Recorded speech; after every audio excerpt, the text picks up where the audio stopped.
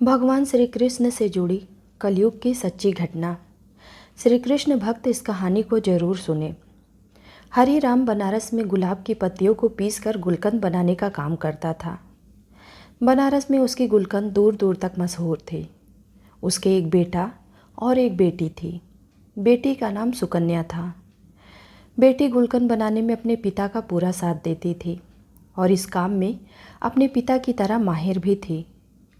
सुकन्या की स्कूल में पढ़ाई के साथ साथ नृत्य कला, गायन कला और वाद्य कला का भी अभ्यास कराया जाता था। सुकन्या ने वाद्य कला में बांसुरी का चुनाव किया और उसमें वह पूरी तरह निपुण हो गई थी। स्कूल में जब भी कोई धार्मिक समारोह होता तो सुकन्या बांसुरी बजाकर सबका मन मोह लेती थी। हरि राम बनारस में तो गुलकंद का व्यापार करता ही था। वह हर शहर में जाकर गुलकंद बेचा करता था।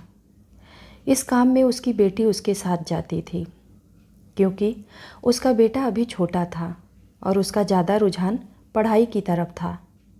लेकिन सुकन्या को अपने पिता का साथ देना बहुत अच्छा लगता था। ऐसे ही बाप बेटी हर शहर में जाकर गुलकंद बेचकर अच्छी कमाई कर लेते थे। एक बार वृंदावन में गुलकंद बेचने का उनको सौभाग्य प्राप्त हुआ। दोनों बाप बेटी वृंदावन में एक धर्मशाला में ठहरे।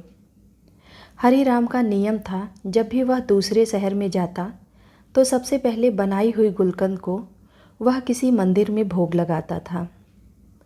वृंदावन में आकर जब उसने गुलकंद बनाई तो उसने एक दोने में गुलकंद को रखा और अपनी बेटी के साथ राधा रमन जी के मंदिर प्रांगण में गया और वहाँ जाकर गुलकंद से भरा हुआ दोना सुकन्या और उसके पिताजी ने राधा रमन जी के चरणों में रख दिया।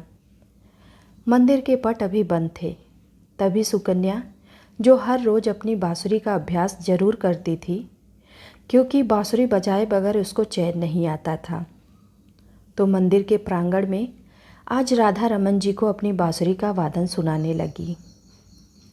बांसुरी की धुन छेड़ते ही मंदिर के प्रांगण में ऐसा माहौल बन गया कि हर कोई उसके बांसुरी की धुन को सुनकर मंत्रमुग्ध हो गया। जब मंदिर के पट खोले गए तो गोसाई जी ने हरि राम और सुकन्या के लाए हुए गुलकंद के दोने को राधा रमन जी के आगे रख दिया।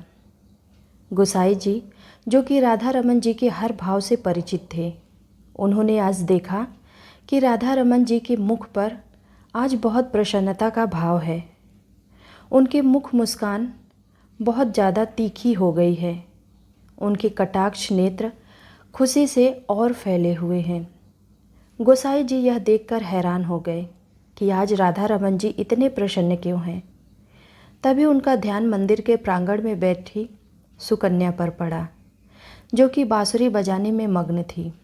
गोसाई जी समझ गए कि राधा रमन जी बांसुरी की धुन सुनकर प्रसन्न हो रहे हैं। सुकन्या बांसुरी बजाने में इतनी मगन थी कि उसको पता ही नहीं चला कि कब मंदिर के पट खुल गए हैं।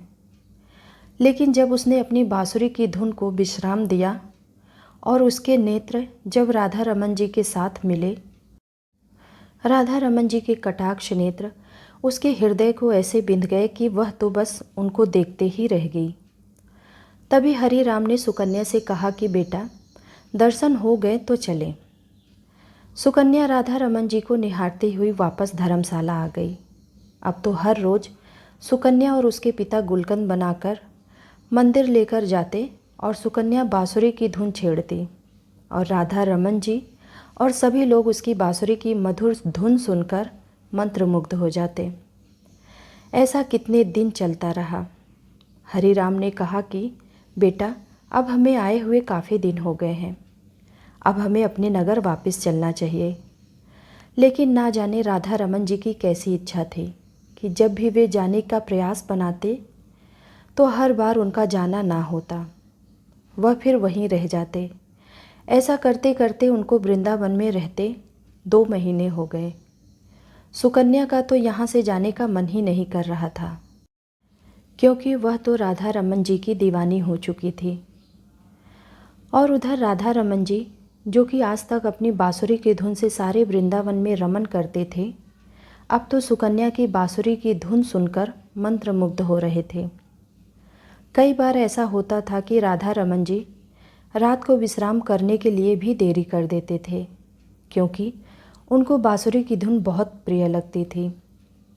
जब उनको सुलाने के लिए मंदिर के पट बंद करने के लिए गोसाई जी जाते थे तो किसी न किसी बहाने राधा रमन जी मंदिर का पट बंद नहीं होने देते थे। ऐसा कई बार गोसाई जी ने देखा था। वह समझ चुके थे कि सुकन्या की बांसुरी की धुन राधा रमन जी को पसंद आ चुकी है। अब यहाँ से सुकन्या और हरे राम का जाने का समय आ गया। बड़े ही भारी मन से सुकन्या और हरे राम राधा रमन जी को छोड़कर अपने नगर बनारस चल पड़े। जब सुकन्या राधा रमन जी के मंदिर से निकली तो उसके कदम आगे बढ़ ही नहीं रहे थे।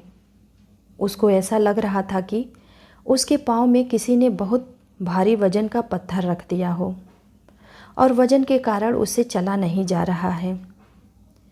अब सुकन्या अपने घर बनारस आ चुकी थी, लेकिन उसका मन तो उस मोहनी सूरत वाले, वृंदावन के कटाक्ष नेत्रों वाले, गहरी मुस्कान वाले राधा रमन ने हर लिया था। अब तो सुकन्या का अपने घर में बिल्कुल मन नहीं लगता था। उसका मन करता था कि वह भागकर मंदिर के प्रांगण में चली जाए। ऐसे ही कितने दिनों तक चलता रहा। एक दिन सुकन्या अपने माताजी के साथ रसोई घर में खड़ी थी।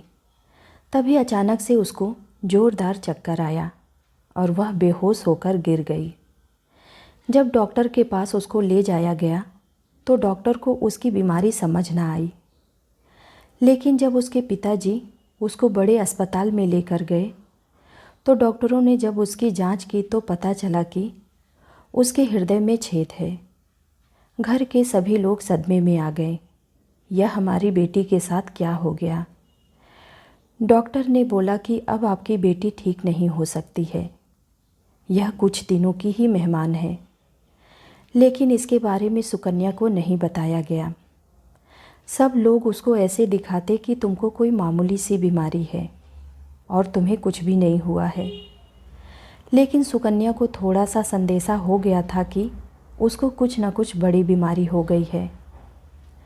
तभी एक दिन सब लोग बाहर गए हुए थे और उसने अलमारी में से डॉक्टर की दी गई रिपोर्ट देखी तो उसने देखा कि उसके हृदय में छेद है। लेकिन तभी उसको वहाँ उसके हृदय में एक आकृति दिखाई दी। जब उसने उसे देखा तो उसने देखा यह तो राधा रमन जी की आकृति है। सुकन्या यह देखकर हैरान हो गई। राधा रमन जी को मैं वहाँ नहीं छोड़कर आई, बल्कि वह तो मेरे साथ मेरे हृदय में निवास कर रहे हैं। जब सब लोग घर आए तो सुकन्या ने ऐलान कर दिया कि वह आज रात को राधा रमन जी के पास जाएगी। लेकिन उसके पिताजी ने कहा कि बेटा, तुम्हारी तबीयत ठीक नहीं है, तुम वहाँ नहीं जा सकती। लेकिन सुकन्या ने तो ठान लिया कि वह वृंदावन जरूर जाएगी।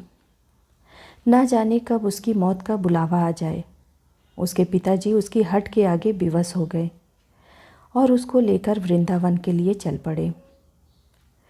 वृंदावन पहुंचकर वह दोनों सुबह सबसे पहले राधा रमन जी के मंदिर अपने हाथ से बने हुए गुलकंद को लेकर और बांसुरी को लेकर मंदिर में प्रवेश करते हैं।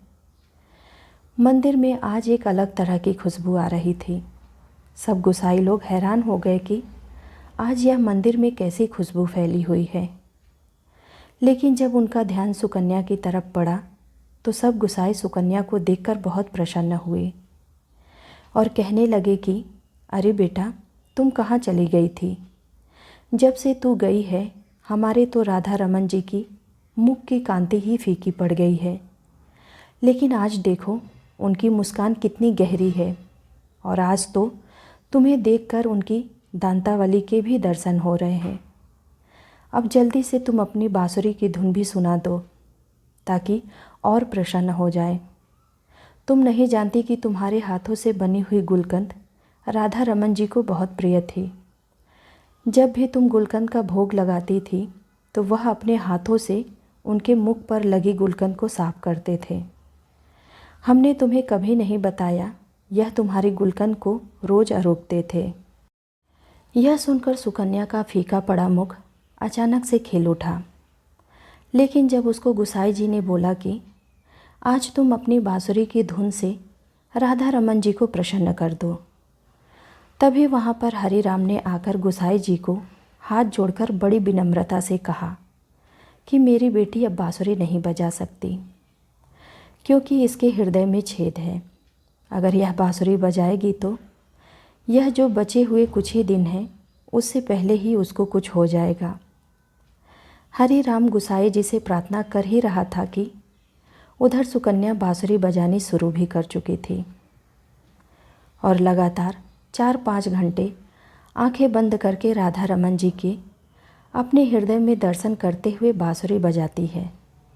हरी राम यह देखकर हैरान हो जाता है कि इतनी बीमार लड़की बांसुरी वादन कैसे कर सकती है। जब सुकन्या ने बांसुरी को विश्राम दिया, तभी मंदिर में माथा टिकाने के लिए दिल्ली से एक बहुत बड़े डॉक्टर का परिवार आया हुआ था। उसने गुसाई जी और हरी राम की सारी बातें सुन ली तो डॉक्टर ने बताया कि जिसको दिल की बीमारी या दिल में छेद होता है वह बांसुरी वादन नहीं कर सकता है। आप लोगों को ज़रूर कोई गलतफहमी हुई है। लेकिन हरी राम ने सौगंध लेकर कहा कि नहीं, हम वहाँ पर सुकन्या का इलाज करवा रहे हैं और डॉक्टर ने बोला है कि यह कुछ दिनों की ही मेहमान है। मंदिर में आए हुए डॉक्टर ने दोबारा उसके दिल की जांच की तो उसने भी देखा कि सुकन्या के हृदय में छेद है, लेकिन वह छेद किसी चीज़ का उस पर आवरण है। लेकिन उसको कुछ समझ नहीं आ रहा था। किसी को यह नहीं पता था कि बीमार सुकन्या के दिल में हुए छेद को खुद राधा रमन जी ने वहाँ पर विराजमान होकर अपने आप से ढका हुआ था। सुकन्या अपनी बीमारी से बिल्कुल बेपरवाह थी, क्योंकि उनके दिल के डॉक्टर राधा रमन जी उसके दिल का इलाज करने के लिए खुद उसके हृदय में वास कर रहे थे। यह बात सुकन्या और राधा रमन जी ही जानते थे। सुकन्या ने ऐलान कर दिया कि जब तक उसकी ज़िंदगी है तब तक वह राधा रमन जी को छोड़कर कहीं नहीं जाएगी। उसके पिताजी ने उसको समझाने की बहुत कोशिश की, लेकिन वह अपनी बात पर अड़ी रही। इस बात को 25 साल हो गए। सुकन्या के बाल सफ़ेद हो चुके थे, लेकिन राधा रमन जी की कृपा से उसका हृदय आज भी तंदुरुस्त था। उसको कुछ भी नहीं हुआ था। जिस पर राधा रमन जी की कृपा हो जाए उसको कोई बीमारी छू भी कैसे सकती है। जय श्री राधा रमन जी। उम्मीद करती हूँ आप सबको यह कहानी ज़रूर पसंद आई होगी। ऐसे ही नए नए कहानियों के साथ जुड़े रहने के लिए कृपया हमारे चैनल को लाइक और सब्सक्राइब ज़रूर कीजिएगा। धन्यवाद।